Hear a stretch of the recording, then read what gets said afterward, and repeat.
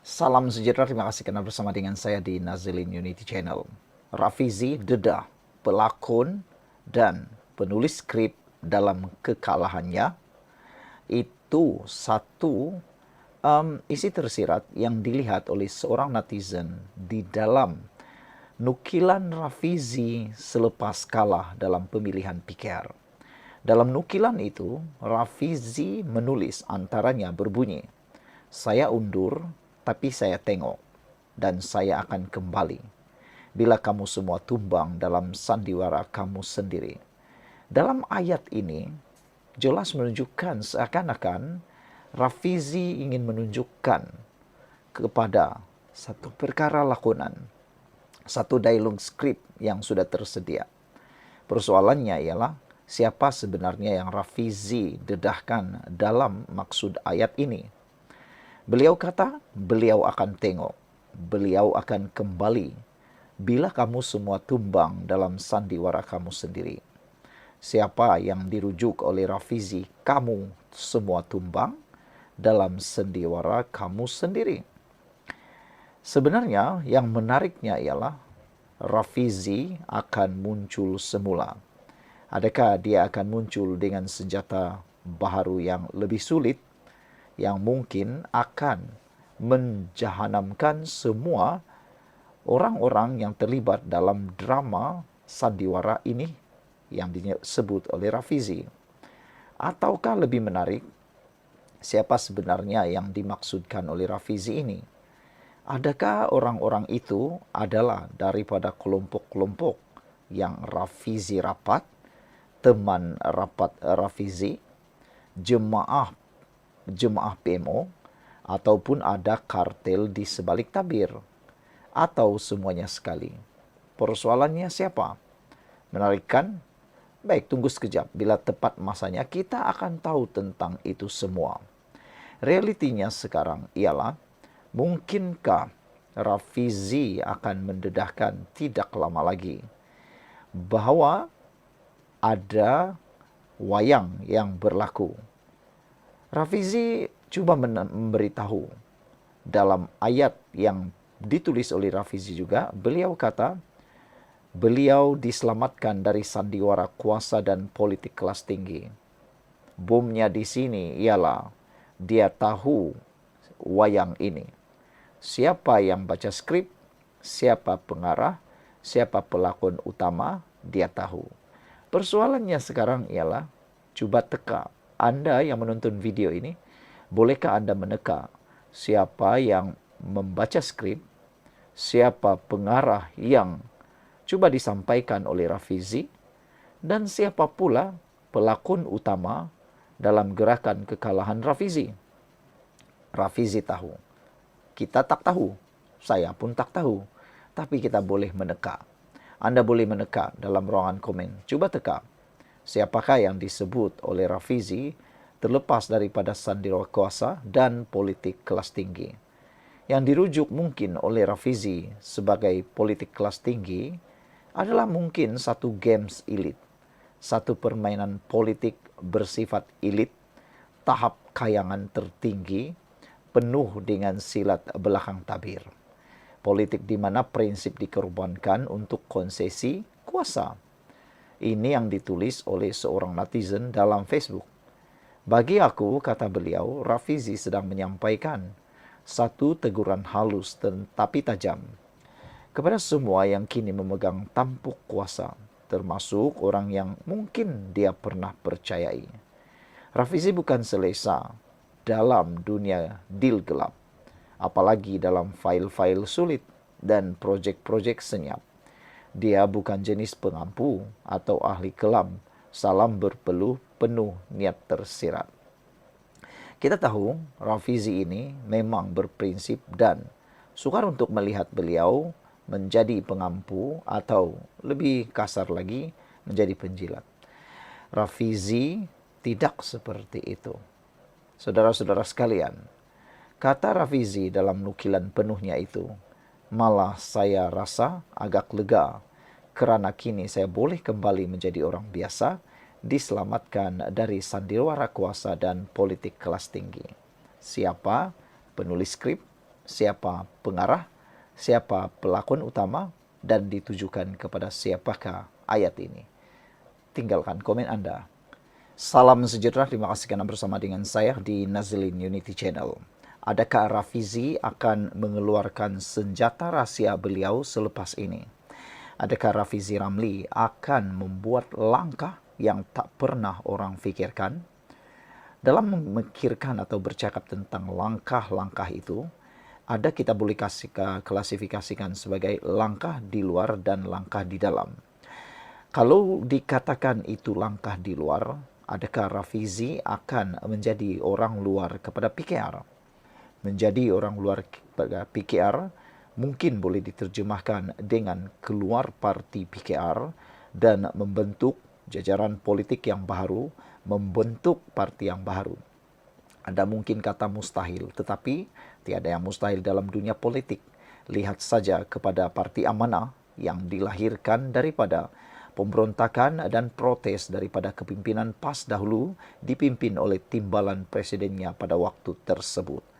Lihat juga Parti Bersatu yang dipimpin juga oleh Muhyiddin Yassin yang waktu itu juga datang daripada DNA UMNO membentuk Parti Bersatu. Selain daripada itu, DNA yang juga boleh dikatakan lahir daripada protes, banyak lagi parti-parti yang lain. Adakah Rafizi akan bertindak di luar atau cara kedua daripada dalam? Jika Rafizi bertindak daripada dalam, ada netizen yang mengatakan mungkin Rafizi akan mencabar pula kedudukan Presiden Parti PKR. Adakah itu boleh berlaku? Semuanya boleh berlaku dan tidaklah mustahil untuk Anwar Ibrahim memberikan laluan kepada Rafizi menjadi Presiden Parti PKR. Tiada yang mustahil untuk Anwar menyerahkan kepimpinan terhadap Rafizi jika Rafizi mampu bangkit semula, menunjukkan bahawa beliau mempunyai ketaatan, prinsip dan kekuatan bersama PKR. Dalam gelombang paling besar yang dihadapi oleh Rafizi sekarang ini, diharapkan Rafizi dapat melaluinya tanpa karam tenggelam supaya dapat menunjukkan betapa beliau benar-benar reformis yang sejati, reformis yang benar-benar bersetia kepada PKR.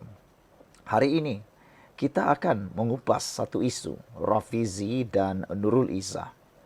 Sepanjang sejarah, pemimpin yang rakus kuasa sering memilih jalan pecah dan perintah untuk mengekalkan dominasi. Seperti yang diajar oleh Niccolo Machiavelli dalam bukunya The Prince, seorang penguasa yang cerdik akan memecah belahkan rakyat agar mereka sukar bersatu dan mudah dikendalikan. Strategi ini bukan hanya teori lama, ia masih diamalkan oleh banyak kuasa besar.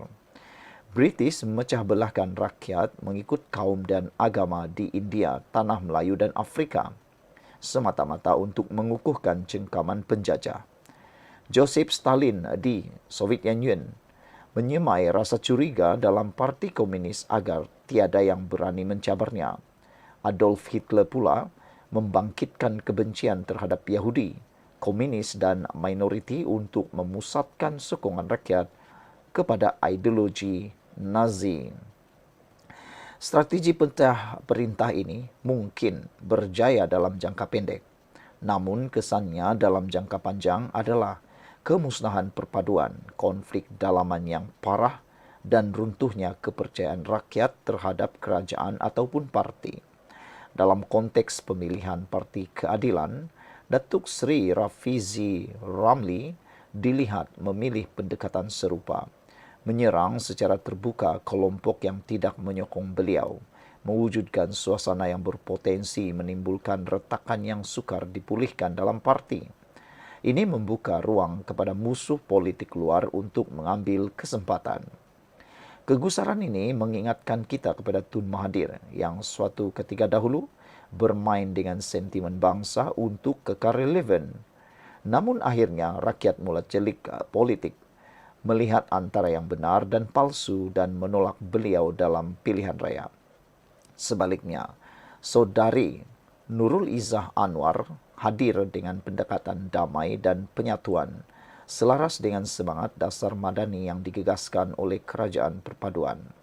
Dasar madani yang dibawa oleh Datuk Seri Anwar Ibrahim bukan sekadar slogan yang membawa nilai keterangkuman, keadilan, ihsan, dan perpaduan.